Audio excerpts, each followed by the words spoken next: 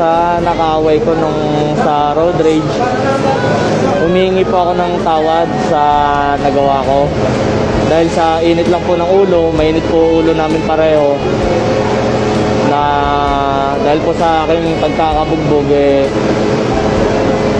nawala na po ako sa aking sarili dahil masakit na po yung nararamdaman ko eh.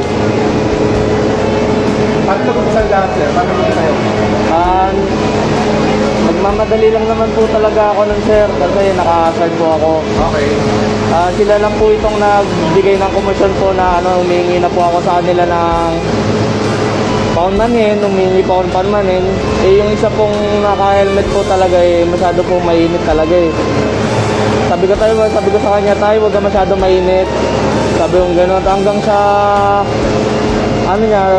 pinagmumura po ako. Tapos natamaan po ng kamay niya yung brother ko.